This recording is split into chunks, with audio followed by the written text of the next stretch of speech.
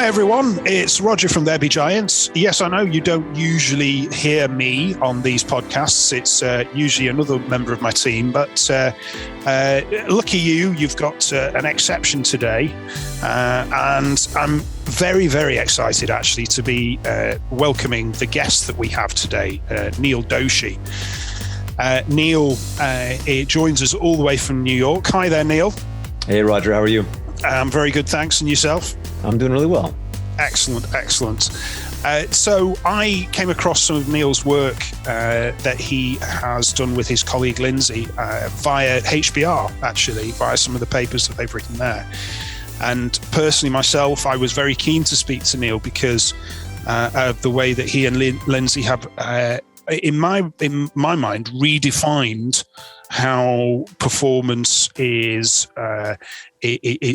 looked at and approached, and therefore encouraged and motivated in modern organizations. So understanding that OKRs are very much part, or can play a very important role in that. That's why I'm really keen to have this conversation with you today, Neel.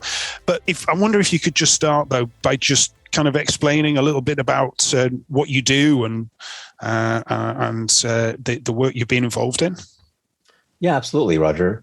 Well, by means of introduction, for all of the listeners out there, my name is Neel Doshi. I'm one of the co-authors of a worldwide bestseller called Prime to Perform. It's a book about the science of motivation and performance at scale.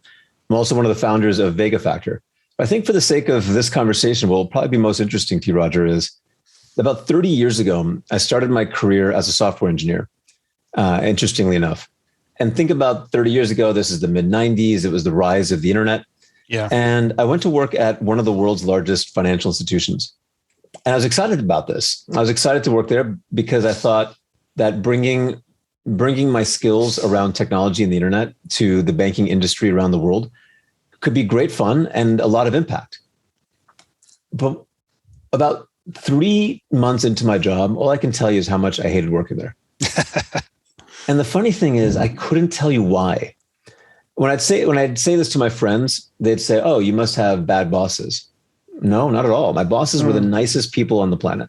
Yeah. They were like second parents. I mean, genuinely decent human beings. And they'd say, "Well, then you must have been under-resourced." Nope. We had more money to play with as engineers than you could possibly imagine. I mean, it was pretty much a blank check. Mm-hmm. So why was I so unhappy? And in reality, why were so many of the engineers so happy? It wasn't just me. Now, I remember at first I thought, well, maybe it's just me. Now, here I am, I'm 21 years old. Maybe I'm just not cut out for work. And you can imagine what a depressing thought that is. Yeah. Like you got 40, 50 years of work ahead of you. Yeah, exactly. Your whole career ahead. And you're thinking to yourself, maybe you're just not cut out for work. And I remember towards the end of my time there, I was really phoning it in. I just wasn't doing good work at all. I was not even putting in hours. And I quit to start a company. And I went from working maybe an honest 3 hours a day to working 7 days a week, 14 hours a day, and loving every minute of it. Loving it.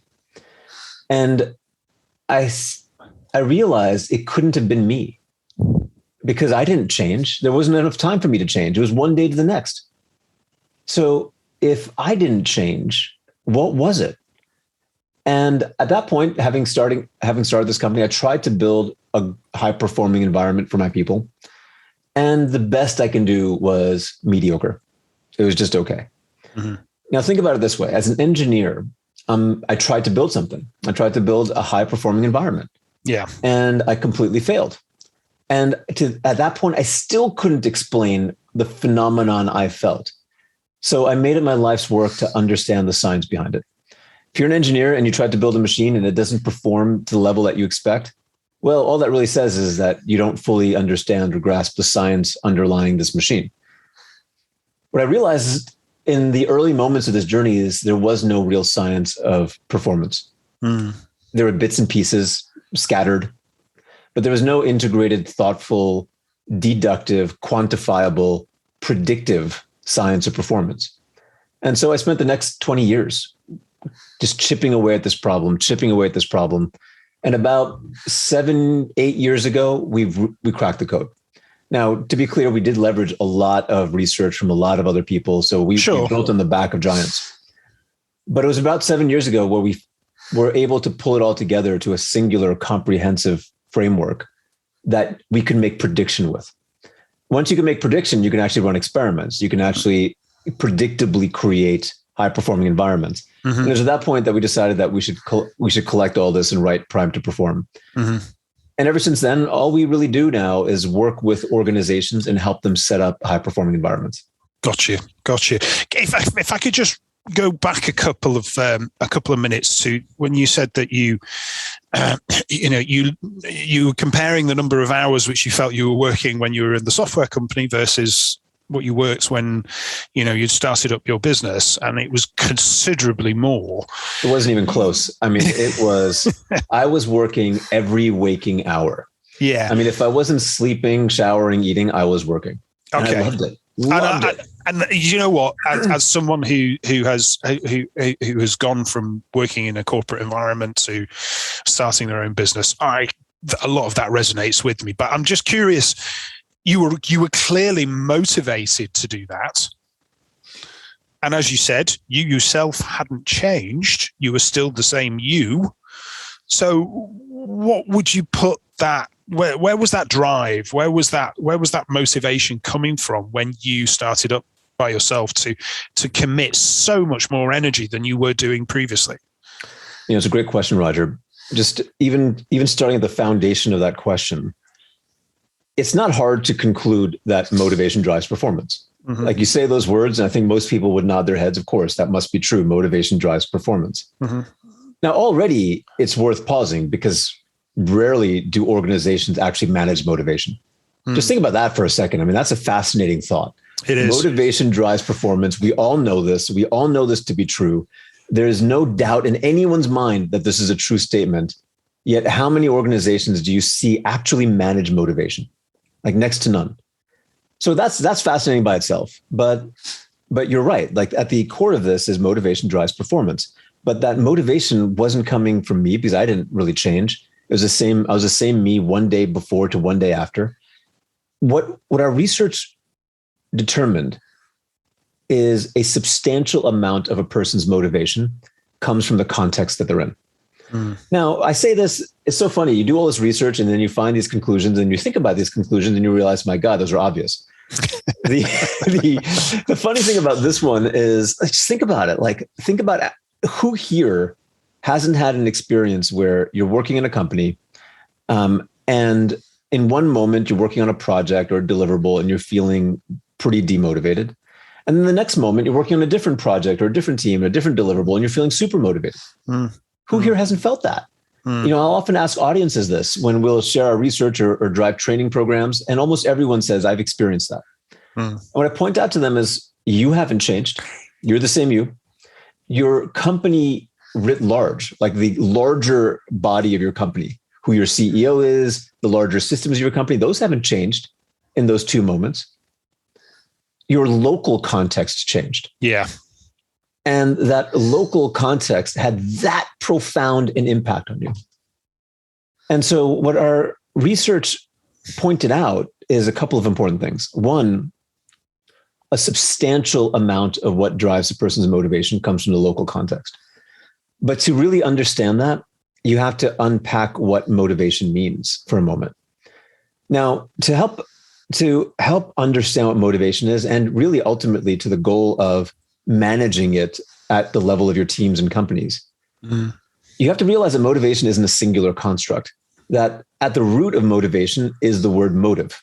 And what does motive mean? Motive is your reason for doing something. So you think about, you watch Law and Order and they're wondering what this criminal's motive is. What they're asking, the question they're actually asking when they're saying, well, what's Roger's motive? Mm. They're asking, why did he do this? Mm. Now, fundamentally, there are 6 human motives. The first motive is play. You do something simply because you enjoy doing it. Mm. So if you have a hobby, or for example, even podcasts like this, Roger, I imagine that for you, some of this is a great deal of fun. Like you just enjoy doing it. It is. You're absolutely right. The conversations, the dialogues, the kind of the chatting back and forth, bouncing ideas off each other. I'm sure that's a great deal of fun for you. Yeah, it is. That's play. Play exists at work a lot, by the way. It's those moments where you are learning, you're experiencing curiosity, novelty. You're trying something new. The novelty and play are very tightly coupled concepts. Now, to be crystal clear, play, I'm not saying that you should be giving your colleagues ping pong tables because that's not their job. Play has to come from the work itself, not some distraction from the work. And this is something that I'm finding many companies are misunderstanding. And if I could just jump in there for a second, this is something which when we see, just bringing it back to our work with OKRs, when we see well-written, well-articulated key results, particularly ones that are written as outcomes, where they don't define how something should be done, and they are written in such a way so as to encourage experimentation. This is where we find that teams can start to have a play, have a go at maybe solving a problem slightly differently to how they might have done it before. But what can often work against that, in my experience, is how failure has been dealt with within the culture of the organization up to that point. Because when you play, you don't always succeed, because you learn some of the stuff might not always work, so you adapt it next time, and all that sort of trial and error approach. But if people have been if people have been berated, people have been penalized for failure in the past, then this can actually really make any encouragement to play quite difficult. Have you found that at all? Well, Roger, I think what you're actually doing is you're unpacking the other motives. So I think right. in the course of what you're saying, you're actually ticking through other motives. Gotcha. So let me actually unpack those motives, because I think it'll help create a good framework to really surgically understand this concept of failure that you're describing. Mm-hmm. Now, if play is the first motive, essentially it's all about the work itself. It's not about anything other than that. Like, you just enjoy doing the work. Imagine those hobbies that you have where you just do it on your own. It doesn't even produce an outcome, but you still love doing it. That's the play motive. My one last comment on the play motive, just because play is so powerful and organizations so deeply neglect it. I run into a lot of executives who are like, Neel, play sounds super frivolous. And that's not what I mean. I'm not describing you're sitting there using a fidget spinner. I'm not describing ping pong tables. What I'm essentially saying is, do you think a person is going to perform better or worse if they find their work interesting or boring? That's at the core of play. I mean, another way of putting it is, so many people talk about workplace engagement. We got to create engagement. We got to create engagement.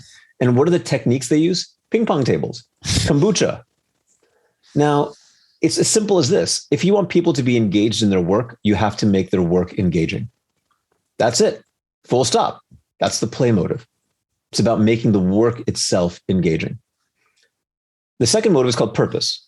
Now, if play is you do something because you enjoy the work itself, purpose is you do something because you value its immediate outcome. Yeah.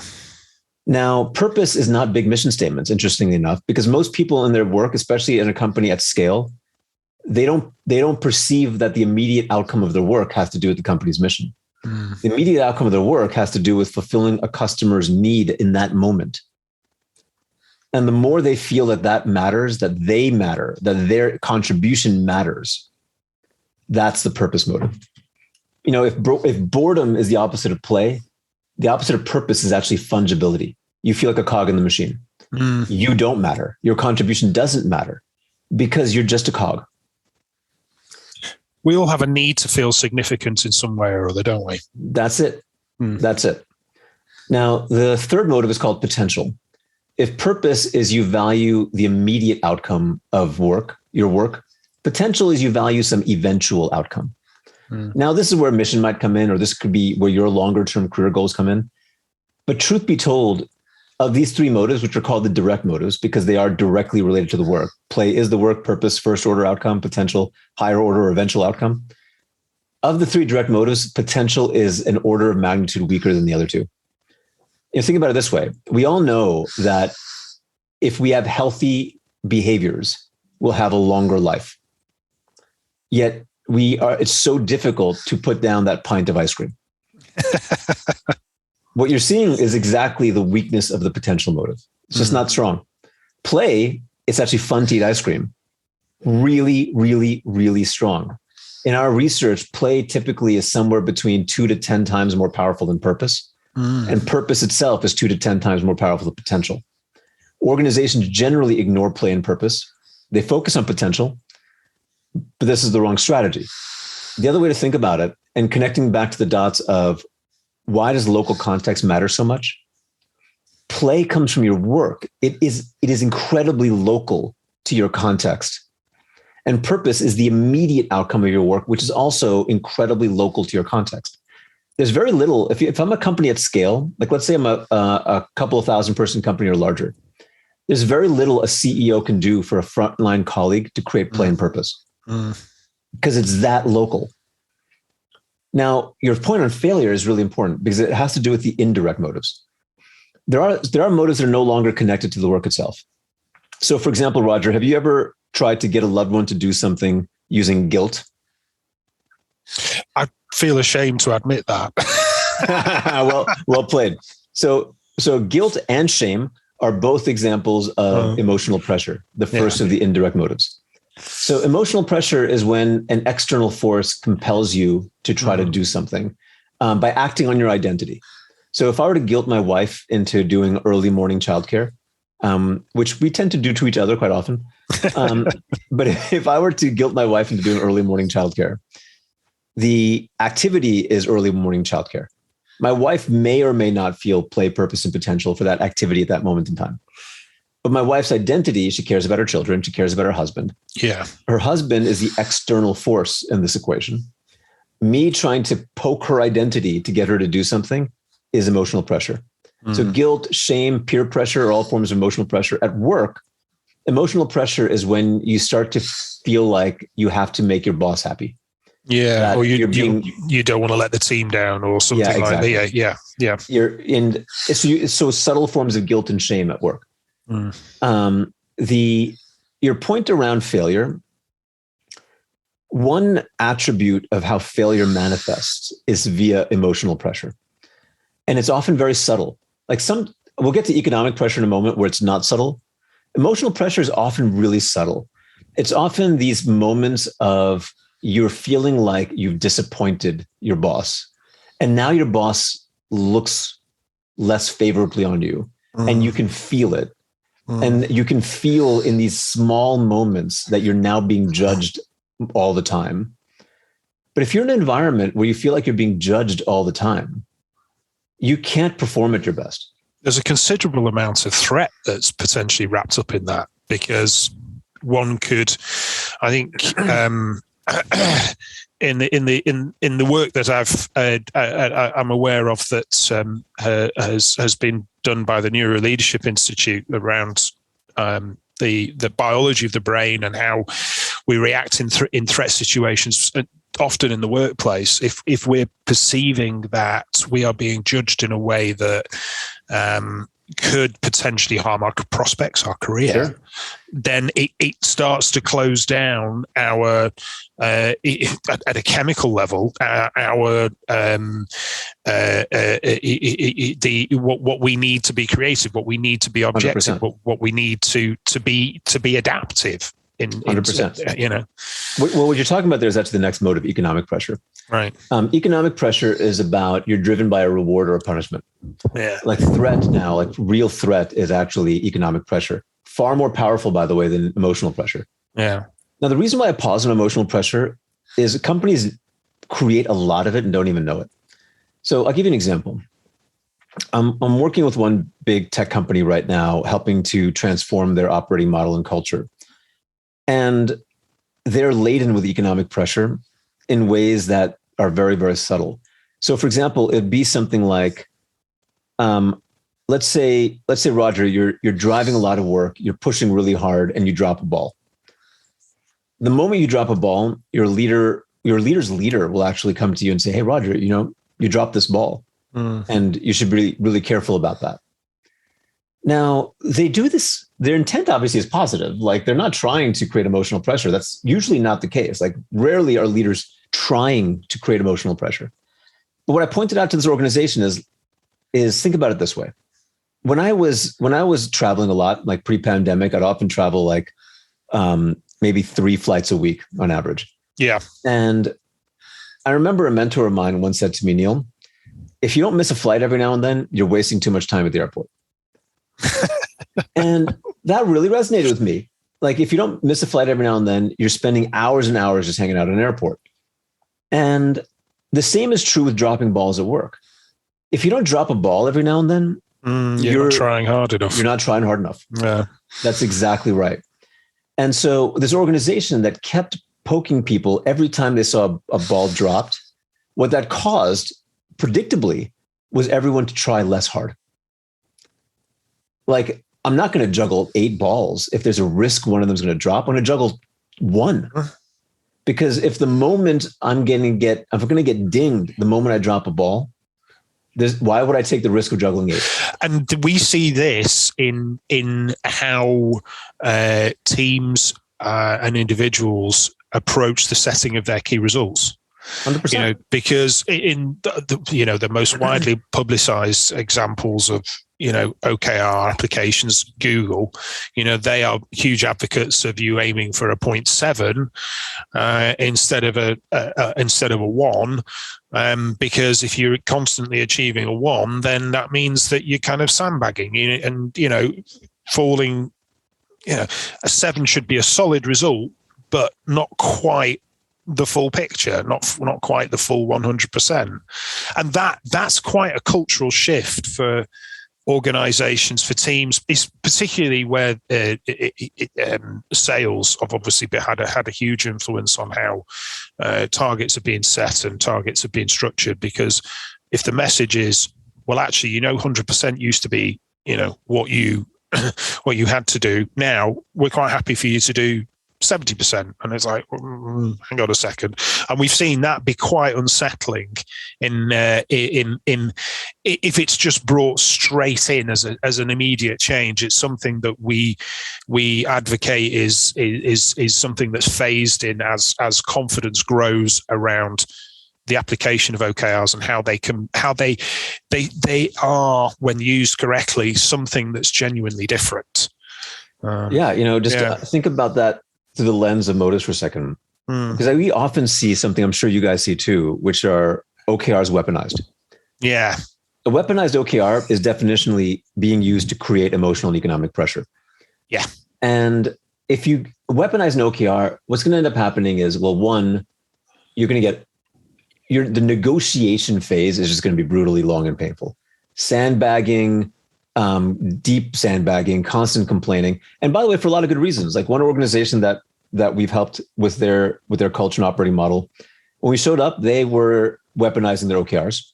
That was the first state scenario. And when you talk to executives who had spent months negotiating those OKRs, like October, November would be completely filled. Like, they're spending that much time in trying to play this OKR game, which is a massive waste of productivity. And the reason why, it was, again, all good intents. They would say, well, the careers, the compensation of the people below me depend on me successfully sandbagging this OKR. And so I have to do it. And so you end up with that dynamic in organizations when you start to weaponize these things. Now, you don't have to weaponize them. Those are choices that you make. You can imagine exactly, Roger, what you're saying, that the construct of an OKR can itself create play, purpose, and potential. Yep. But to do that, it has to elicit curiosity. You have to think about, it has to guide you towards the problems you need to solve. And it should actually help you see that the path to solving them is going to be through collaboration and experimentation. That, put differently, any goal, any change in performance that's not purely driven by momentum. And by the way, why are you wasting time on OKRs that are just driven by momentum? Any change in performance that is essentially a change of momentum requires change. Change requires some form of learning, experimentation, trying something new, see what works, see what doesn't work. And if you make that the focus of what your people are thinking through, well, you got play now. If they are able to problem solve, if they are able to come up with their own ideas, try them out, now you're actually creating play and purpose. If your OKR feels like something that would matter to them personally, well, now you have potential also. So the construct itself can easily go to highly motivating to highly demotivating. It's really a matter of organizational leaders understanding the difference. Absolutely, and that I think is very clearly illustrated by how we recommend OKRs are used, or certainly what we recommend they're focused on, and that is activity that is, is driving transformation, is driving change in some way, shape, or form. They are wasted, I would say, if they're used to only monitor existing ongoing performance. That's what you have, a good set of KPIs and dashboards to keep your eye on how much fuel is in the tank. But your OKRs are the sat nav. They're the ones that should be showing you the way forward, and ultimately articulating your destination, but allowing you to experiment on the route that you take towards that destination. Absolutely. Yeah. There's a very interesting body of research we talk about in Prime to Perform around goals, where imagine if you had a sales team, for example, and imagine you divide them into three groups, three different types of goals. The first group, you didn't really give them a goal. You just said, guys, just do your best. The second group, you said, in your territory, we now have a 7% market share. We want you to triple that, 21% market share. That's your goal. The third group, you said, in the next 3 weeks, come up with 5 different ways to see if we can stimulate more growth. And none of those ways have to work. The only goal here is just try 5 different things and talk about them afterwards. Essentially an experimentation goal. Now, when run in practice, these 3 scenarios, do your best versus an actual hard target, like 7 to 21%, versus a experiment goal. In the next 3 weeks, come up with 5 different ways of trying to stimulate growth. None of them have to work. All we need is the learnings. The third stimulates a higher degree of performance, actually grows faster with a higher degree of motivation at a sustainable level. But rarely do organizations think about actually focusing on what people need to do to drive growth, which is learn, experiment, try new things. And that's what allows the play. That's exactly it. So you get this virtuous cycle where people are now realizing, all right, growth will come from play and purpose, and play and purpose will create growth. And if we can create that flywheel in our organizations, you get sustainable motivation driving faster levels of growth. Those flywheels, though, need to be managed. They need to be created. They don't happen accidentally. And they certainly don't happen accidentally at scale. Which is interesting because you just mentioned scale there. The next point I was going to ask you about was you talked how purpose is particularly strong at a local level, okay, for individuals, but how perhaps maybe purpose defined at organizational level it doesn't have as much sway, as much influence. However, there are large organizations out there. We've worked with some that have got are as large as 100,000 globally. How? And I'm sure you've worked with similar size organizations yourself. So when they come to you and say, we want to transform our performance culture, we want to become more high performing, and because things are not working for us at the moment, how do you square that off, given that they are so distributed, working across lots of different time zones in lots of different, some are office based, some will be home working. Where on earth do you start with all that when it comes to performers? It's a great question, Roger. One, it's worth pointing out that what we found is no two organizations are the same. Like, so we do find in actual practice where one starts tends to be different from company to company. But given all that, given that caveat, I'll share with you an average, kind of what our average hypothesis is when we typically go into a very, very large company. The first thing we recommend is, if your goal is to create a high performing environment, which necessitates a highly motivating environment, like those two things go hand in hand. And once you start to realize that that has to happen quite locally, like there are some global levers, but the problem is the global levers are usually about reducing emotional pressure and economic pressure, not creating play and purpose. The creation of play and purpose typically has to happen quite locally. Mm-hmm. And by the way, there's a lot of emotional pressure also quite locally.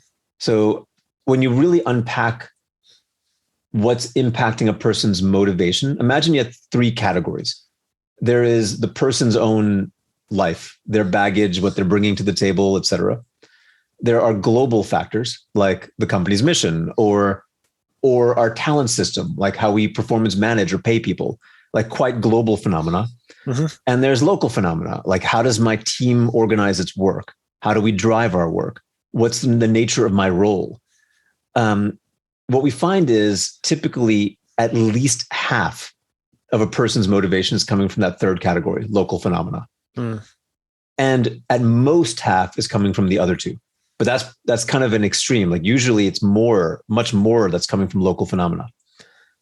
And so when you realize that that is true, and most people realize that just by simply thinking through their own careers, like they'll start to realize that pattern has played out in their own lives.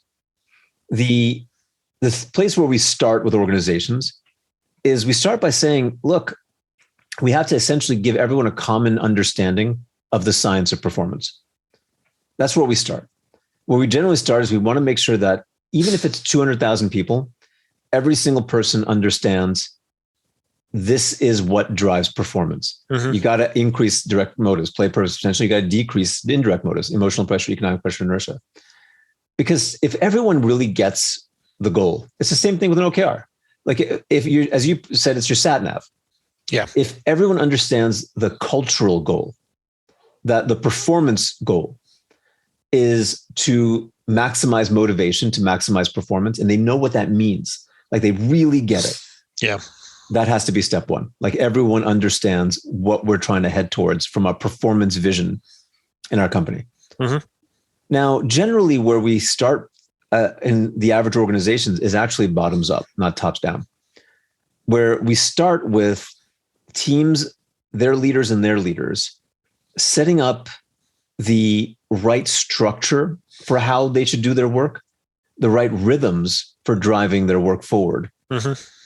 With essentially the right habits at that local level, to do work well on a week-to-week, day-to-day basis. Actually, what we find is actually these daily and weekly rhythms have a profound effect on play and purpose when done well. Mm. And so we usually zero in on play and purpose. Like we want to start with those, but we start with those by reshaping those local habits. And we help teams build their own feedback loops in those local habits. We help teams self-correct in those local habits, because at the end of the day, it'd be very hard to do this at scale if teams can't self-correct. Mm-hmm. And that's usually where we start. Right. From there, we work our way outward.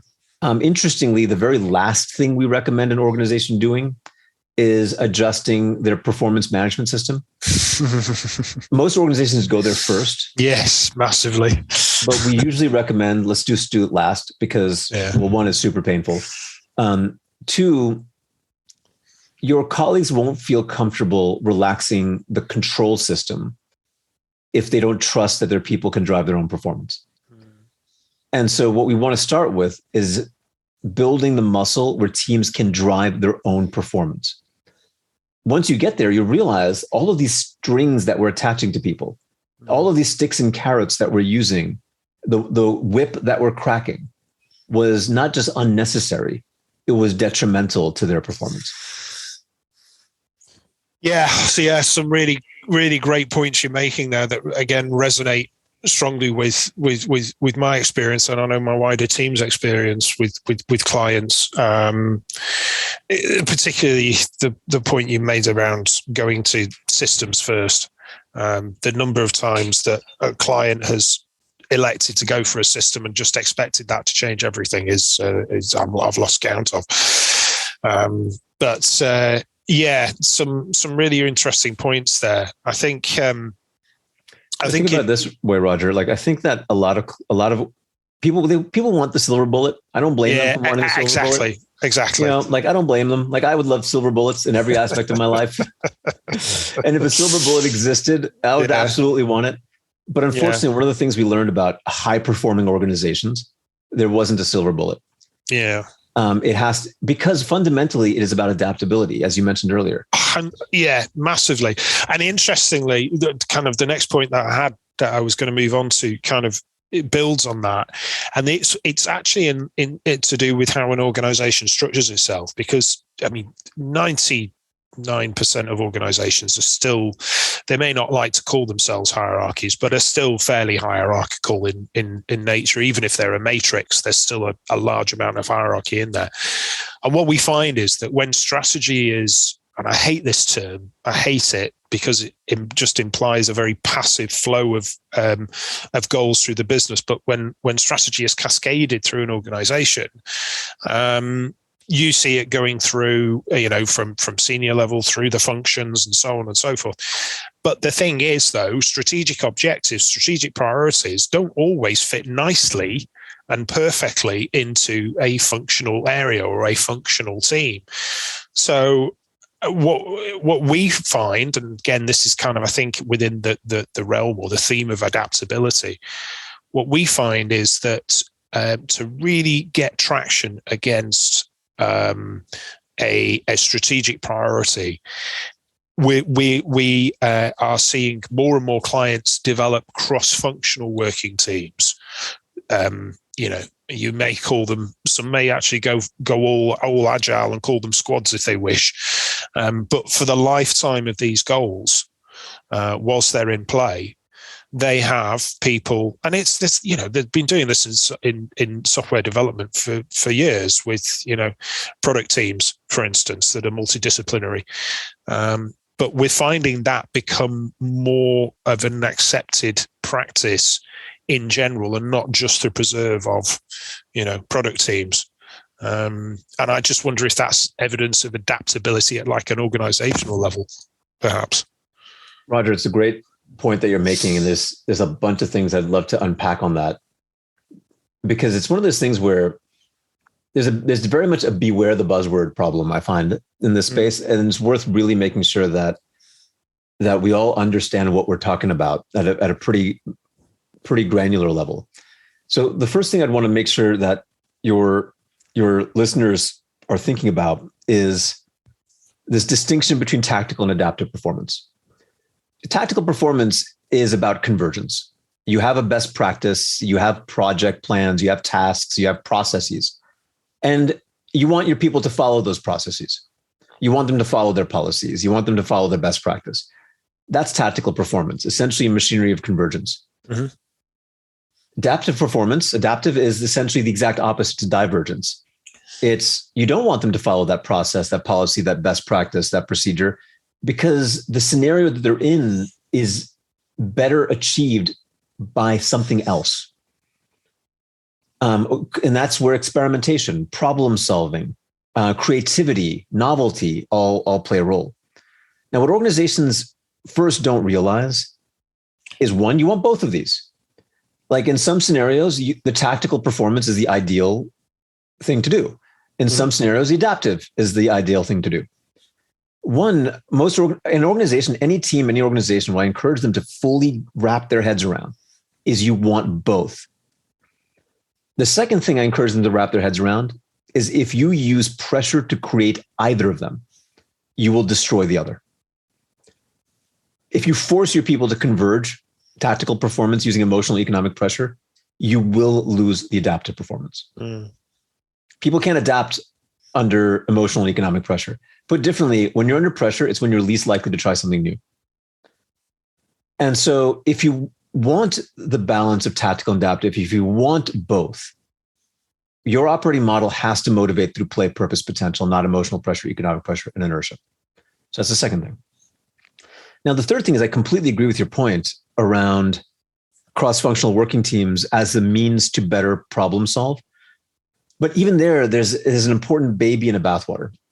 So if you think about large organizations and their hierarchies for a moment, the baby in the scenario of that hierarchy is these folks that you have that are more senior, that are more experienced, that have a higher vantage point.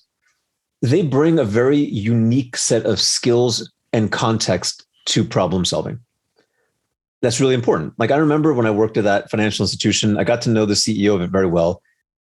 Probably one of the smartest human beings I've ever met in my life. I mean, this dude's a genius. He wouldn't have been essentially a legend of Wall Street if he wasn't a genius. Yeah. And every moment I got where he gave me a piece of wisdom, it was a true gift. Now, that's the baby of a hierarchy, that you have folks that are more experienced and have a broader vantage point and have and almost certainly a deeper or broader set of skills. And they can teach and they can coach and they can mentor and they can help you make sure that you're on track or not on track. That's the baby. The bathwater is when those very same hierarchies create over convergence through emotional and economic pressure.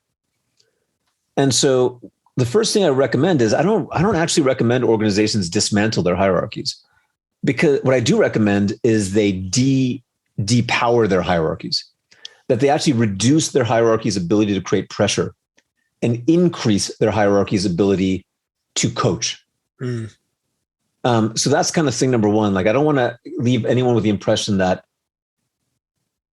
these hierarchies aren't of value. They are actually. And I find that organizations who've tried to completely dismantle their hierarchies end up usually in a state of chaos. Yes, agreed. Because you need that structure and you need that experience and you want to leverage that experience and you want to leverage these folks that have been doing this work for 20, 30 years and have that much history and that much knowledge and that much vantage point. But the opposite of what you said is also true, that most of the problems our teams encounter today are hard. If you think about it, like we've now been in this technology era for 30, 40 years. Actually more if you think about it. Like if you were to talk to the big banks, they would say, Neel, we've been digitizing since the 50s. Sure. And so we've been in this technology era for 70 years. The low-hanging fruit, we've plucked it all. Like simple automation, simple digitization, simple self-service. We've plucked all the low-hanging fruit. Now we're in difficult automation, difficult self-service, technology to create completely different experiences and value propositions. Well, all of that requires cross-functional thinking, cross-functional problem solving. And I completely agree with your point that these teams, the solving a problem cross-functionally will often result in a better solution. Now, what I found in practice though, Roger, which is important, I work with a lot of executives where they say, Neel, we already have cross-functional teams. And then when you investigate, it wasn't true at all. What they had was something that they thought were cross-functional teams, but those teams were still, the people on those teams were still 100% driven by their hierarchies. Yeah. And what they thought was cross-functional problem solving was not. It was still a sequence of handoffs. You know, engineers talk about how we went from waterfall to agile. In most companies, this isn't true. They went from waterfall to many small waterfalls where they still have the handoffs. The problem solving is still in silos. The problem solving is still not cross-functional, and they just haven't gotten there yet. You know, ironically, one of the things that we recommend to the organizations that have this phenomenon, the very first intervention we recommend is actually teach every single person in the organization collaborative problem solving. So we drive a course actually on collaborative problem solving. Right. Because if people don't understand what that even means, they don't have a vision of what it should feel like where Roger, who has this set of expertises, and Neel, who has a completely different set of expertises, can actually come together and solve a problem and do that in a way that's fun. If they don't have a vision of what that should feel like, they're never going to get there. Mm-hmm. Yeah. Your point about how they often can claim to have cross-functional teams, but when you lift the lid, it's pretty much what's been there for a while, but just labeled differently is something which I think we've encountered a number of times. But I'm conscious of time, and I know we're kind of coming into our last few minutes. Apologies if this maybe means that you go back and maybe just cover some of the ground that we've touched already. But this is a question which we get asked a lot. So I just want to ask it very explicitly. Okay. And it's around reward. Yeah. Now, with OKRs, the absolute purists say that you should not have any connection, any direct link between, an achievement of a key result and somebody's, or even a whole team's, bonus or pay rise or whatever. And in many respects, I personally agree with that. There is a however for me in this, in that, we are talking about performance, and it's not necessarily all about the results. In many respects, it's about, as we've discussed, how they have kind of approached the problem solving, the collaboration, how they've engaged with the whole process, how much they've kind of thrown themselves into it, and how much they contributed to it.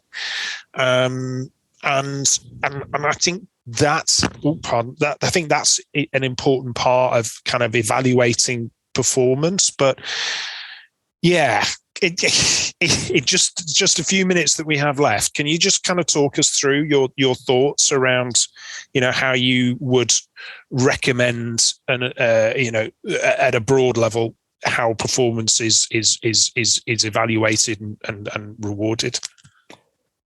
So in a few minutes, the most controversial question you could have possibly asked. Sorry. Roger, this could have been a 5-part series, just this question in your podcast. But I'll give you a quick answer. One, it is the most controversial piece in the world. Yeah. But what I would say is, look, just think about it this way. If you were a high-performing leader and you were leading your own team, you wouldn't want to reward OKRs or outcomes like that. Because what you'll find is you're going to end up spending most of your time on sandbagging, defensiveness, adjustment. I was talking to one chief revenue officer, and I asked a simple question. How often do you spend adjusting commissions because scenario changed? He said, we spend weeks every month. Yeah. We have a whole team that just does commission adjustments. Oh, God. Because essentially what they realize is the scenarios are different. I'll put it differently, Roger. Think about the distortions that these systems create. A very simple example. Imagine you and a colleague of yours were on a sales team. I'm your sales leader. And let's say I know Roger is the experienced seller. Roger's been doing this for 30 years. He's deeply knowledgeable. He's got great connections, great relationships. And this other person is brand new. You're both in a commission system. Now, I, as your leader, have strategic choices to make. Like, one simple one is, who gets the more difficult leads, Roger or this new guy? Now, the value optimizing thing to do would be to give Roger the difficult leads, the new guy the easy ones. But the commission system causes a very simple distortion. It makes me want to give Roger the easy ones and give the other guy the hard ones. Essentially, by putting that kind of pressure against goals, you take away risk management. You take away adaptability. And if your leaders actually learned how to drive performance using their habits, using their weekly rhythms, using experimentation, you would find that you don't need it to actually drive performance. And if anything, it's an anchor holding you back. And so what you said earlier around how many experts, and you included, would say, you know what, if you should learn how to not actually put rewards against OKRs. I completely agree. I think that it is actually causing more harm than good from a performance perspective. And you would much rather put all of that energy, get it out of sandbagging, Like if you spent a week, let's say you spend a week or a month every year just managing sandbagging, I would much rather you spend that week to a month teaching your leaders how to lead really, really well. And then you'd find you just didn't need to have you need to have the pressure on the goal in the first place. No, exactly. And the evaluation for me should then be around the behaviors around broad level of broad nature of the contribution that somebody or a team has made, and so on. Absolutely. And we can go deeper into that, but I'll give you one last visual that I think will help your listeners really think about this. Imagine, Roger, for a moment, you're driving a car down a winding road. And imagine on both sides of that road are cliffs. So if you were to drive off the road, it would be a real problem for you. Now, imagine I said to you, Roger, you can touch that steering wheel once every 20 minutes. How fast would you drive the car? Pretty slowly. Like that's instinctually what we would do. Now, what you're realizing there is actually an engineering principle. You study this in your fourth year in an engineering program as undergrad. That's when I learned this. This principle is that a machine or a team or an organization, its velocity is a function of the frequency and quality of its feedback loops. If you can't adjust course quickly, you will drive slowly. And this is true with a team. The slower it can adjust course, the slower it will go. Now, adjusting course, if you have pressure against your goals, your team will be more defensive when you raise issues. They will hide performance problems sooner rather than later. They'll actually be less likely to adjust course, not more. All of this is actually going to slow down your team's velocity, not speed it up. And that's the thing that most leaders need to really wrap their heads around. They act like the road is a straight shot, like there's no need to ever adjust course. And no road is a straight shot. They all are winding, they're all twisting. We all need to have our hands on the steering wheel. We have to be adjusting course constantly.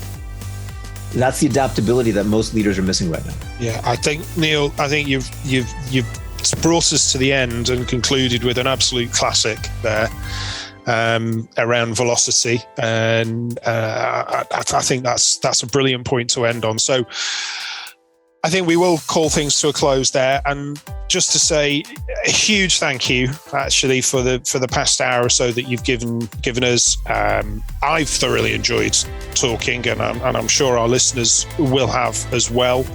And wish you all the best for whatever 22 has in store for you.